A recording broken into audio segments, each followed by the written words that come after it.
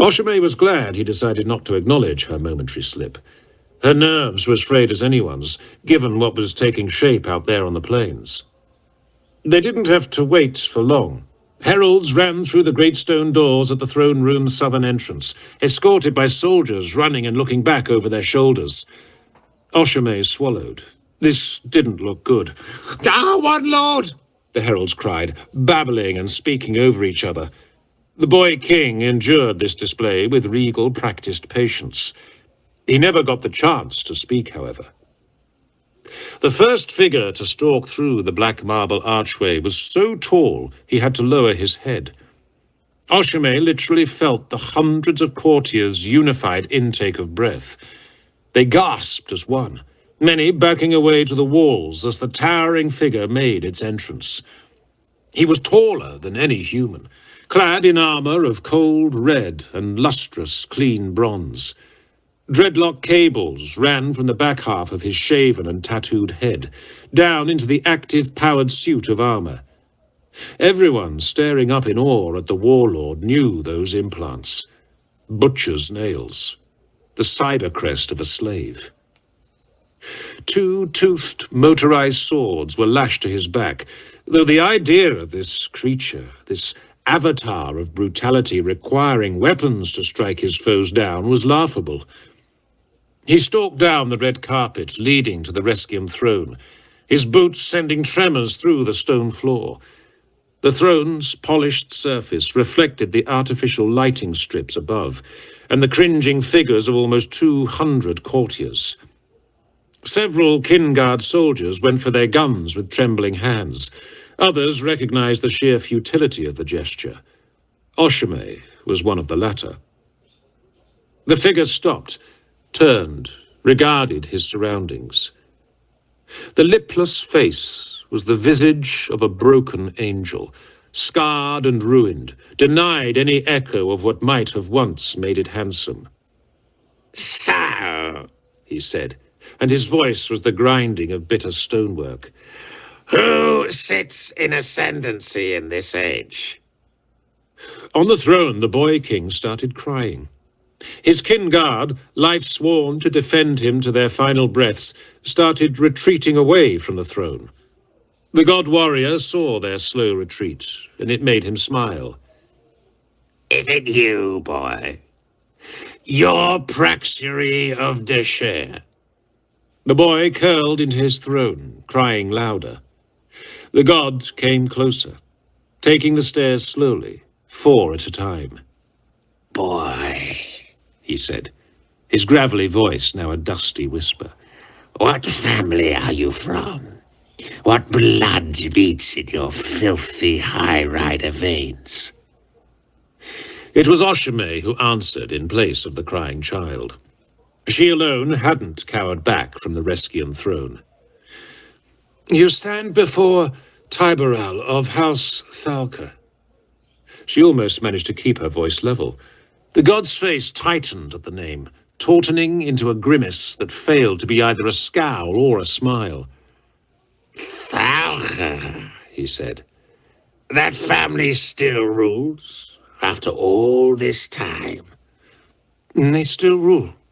Oshime stood straighter, fear tears in her eyes. Her heart beat fit to burst. "The Thalca held my leash," the warrior said. "They owned me." Other invaders were entering now. The first of them was as tall as the dreadlocked god, his skin pale gold, where the blade-bearer's was scarred and tanned.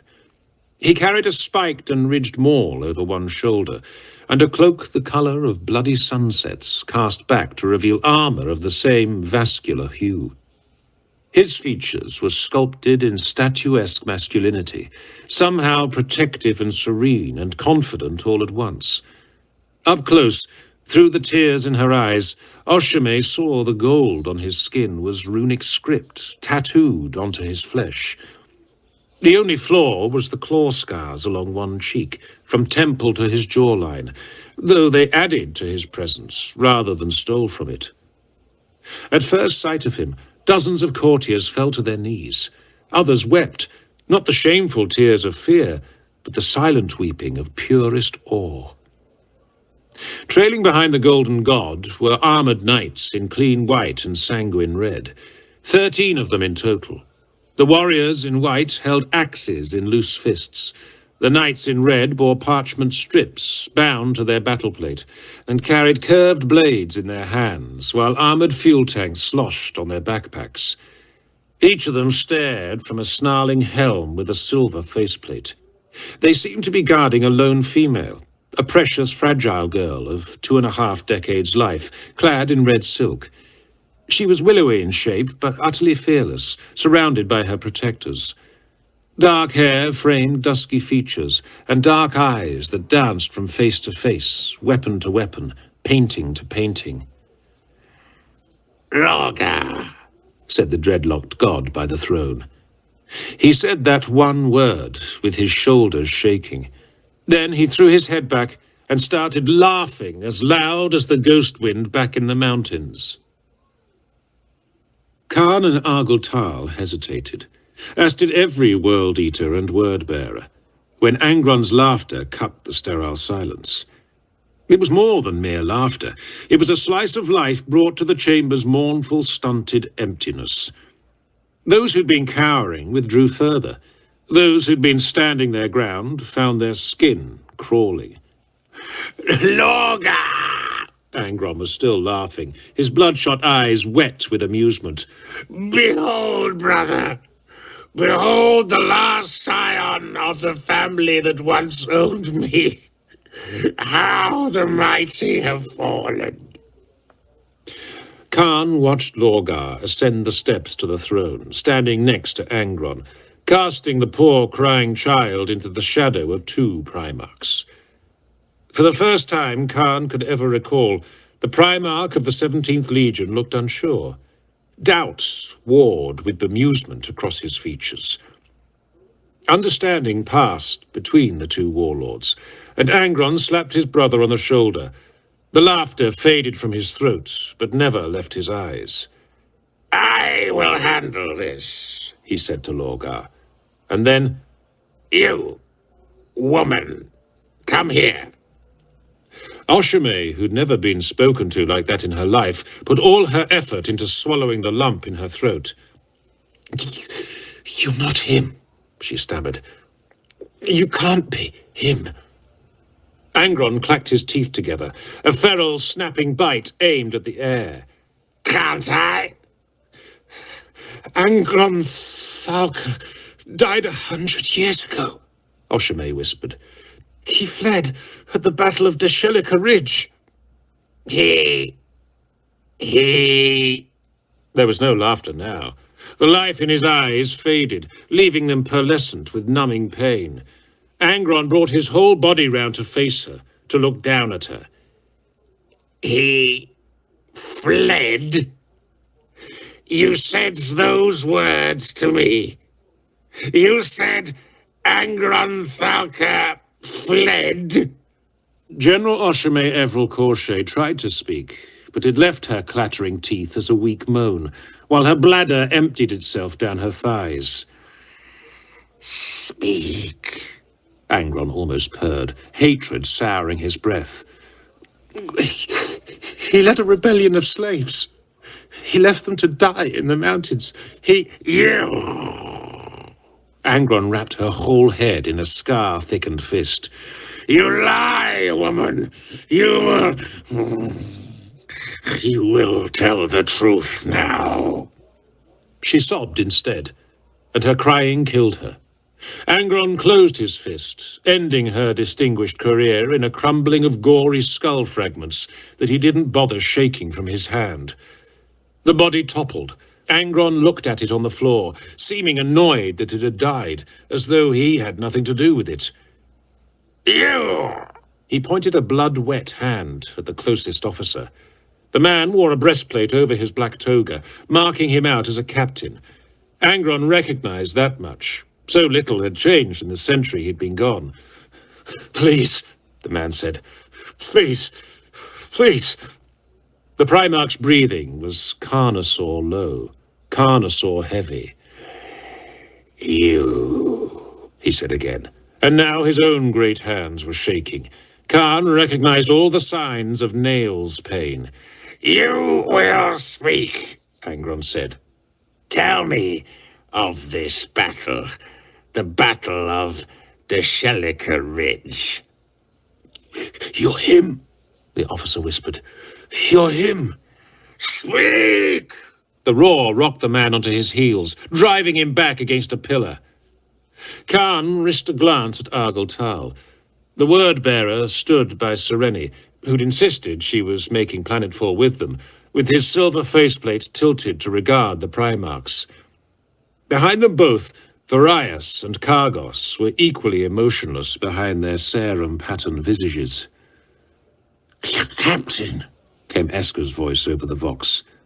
The Codicia stood far back, close to the doors with several of the Vakrayal. "The fear in the chamber is threatening to reach breaking point. The human herd instinct will force them to flee." Khan didn't need to be psychic to know the librarian was correct. He could see it in their tremulous movements and smell the copper on their breath. "Kill any who bolt for the doors." "Aye, Captain." On the platform with the throne, Lorgar was a statue carved in honor of patience. Angron loomed over the whimpering Nucerian officer, closing a fist around the man's armored torso and dragging him from his feet. "You will speak," the Primarch breathed. "or you will die." 100 years ago, the man whined. A legend, an old story. Angron Thalk and the rebel army massacred in the mountains. You... "Say it!" Angron shook the man, dropping him to the floor with the clang of breastplate on stone and the snap of one leg bone. The officer cried out until Angron leered down at him, iron teeth wet with strings of saliva. "Speak." The army died to a man. Angron Thalka left them to die. "No! No! That was never my name! Never! I refuse that slave name!" Angron crushed the man's skull beneath a boot, smearing the wreckage across the stone. "Can no one speak the truth? Can no one remember anything but lies?" He turned on the crowd, still raving, crashing his chainswords together. "I never ran, you filthy high-rider dogs! Is nothing sacred? Is nothing spared from your vileness? You are murderers and the sons and daughters of murderers. Slavers and the sons and daughters of slavers. We burned your cities. I stood and breathed in the death smoke of old shame on the finest day of my life. I pulled out the princeling's eyes. Pop and crunch and scream, scream, scream." His voice rose, manic in imitation of a man dying in woeful pain. "No, Angron, no! Please, mercy!" Lorgar watched all of this in silence. Khan could scarcely believe the other Primarch stood so impassively. "Sire," Khan began, but Angron slapped him aside with the flat of one chain blade. It hit with the force of a forge hammer, hurling him back against Argyle Tal and Eshramar, who awkwardly caught and righted him. "I never ran! Never! The Emperor!" The effort was monumental, but Angron let the chainswords fall idle, no longer gunning their motors. He was silent for a long while. "Khan," he said at last, his voice a grating hiss. "Argyle Tal." The 8th captain stepped forwards, as did the commander of the Vakrayal. "Sire," they asked in unison. Angron looked up, his gaze one of old hurt and dull, emberish fury. He didn't glance at the warriors.